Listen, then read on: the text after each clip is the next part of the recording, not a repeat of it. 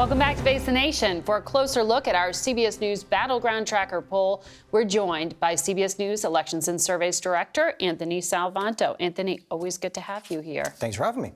And you've been very busy as we get closer to these midterms, and you tested a number of very big ideas. What are voters telling you they think's at stake? Well, the first thing is it gives you a sense of the stakes here in the minds of voters, which they say are really large. And specifically, 68% say their rights and freedoms are potentially at stake in this election. And for context, that's even more than, say, things like their finances and their financial well-being is at stake here. Now, look, there's always in every election, the campaigns will say, this is the most important election ever. Right.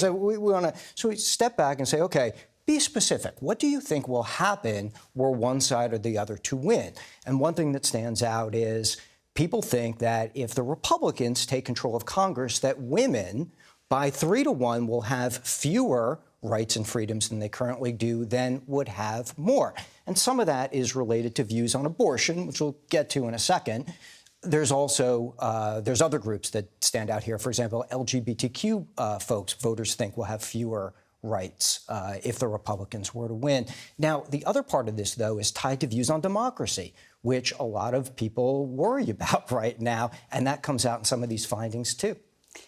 And this is, elections are central to democracy. So what is it that people see at risk here when you ask that? So 3/4 of people continue to say they think democracy is under threat. That's number one. And then to your point about elections, we asked people, because there's so much context here, people are still talking about election denialism, still arguing about what happened in 2020. So, OK, what happens if your side loses this time? Republicans, what happens if Democrats win a state or a district, and vice versa? And we found 1/3 of Republicans and half of MAGA Republicans specifically, and then just under 1 in 5 Democrats said their party should be prepared to challenge states and districts that they lose. Now, that's 1/3 of Republicans. It's 1/3 of Republicans, and it's even higher for MAGA Republicans, yeah. And the election hasn't happened yet. And it hasn't happened yet. But so it shows a distrust in the institution itself. Absolutely. And I think that's really the critical point. If we have this distrust in the process, in the way that we adjudicate our differences here going in before it's even settled, that's part of what's underpinning. People see that and they sort of That's the whole ball game when it comes to democracy it really is. itself. But I know you also, we referenced the fact that when it comes to how close this race could be, it's narrowing here. Republicans have a narrow advantage. It is. Some of that relates, a lot of that relates for Democrats to the abortion issue. So let me start with that, because it's also very much what the Democrats want this race to be about, in part. Democrats have a growing lead among people who say abortion is the most important issue.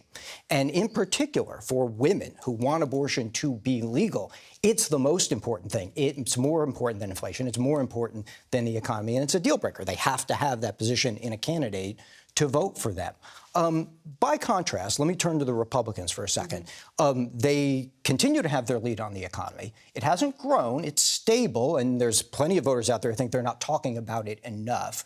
But the other thing they kind of want this election to be about is immigration, which we tested in this case.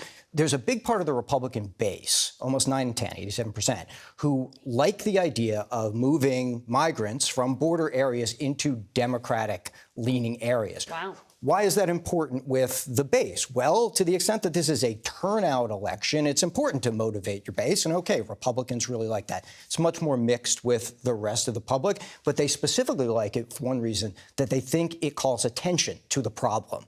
And to the extent that it's putting that more on the radar, it is for independents, for other Republican voters. And again, back to the idea of what is this election going to be about? So we're in the final weeks. What's the closing argument?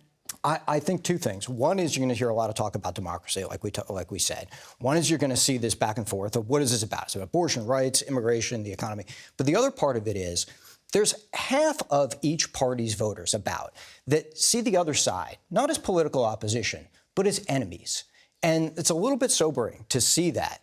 But you have to, out from that, think, well, what happens if you view the other side as somebody you can't work with? That's a threat to your way of life. In some ways, it justifies any action. It justifies things that you might say or do that you wouldn't otherwise if you still believed in the system. And I think that, again, it's difficult to say, and we should emphasize it's not everyone, but oftentimes those folks are the most ideological, they have the loudest voices, and they certainly drive the narrative a lot. And that's very much what you're going to see, because then the parties start to say, well, those people vote. Those people are going to turn out. So if you see the campaigns talking about why the other side is bad, and a lot of voters say that's what the campaigns are mostly talking about, why the other side is bad, that kind of runs counter to what you usually see where campaigns are talking about what can we do for you. Right, the affirmative argument. Yeah. Anthony, some really sobering perspective here. Thank you for all your work on this. We'll be right back.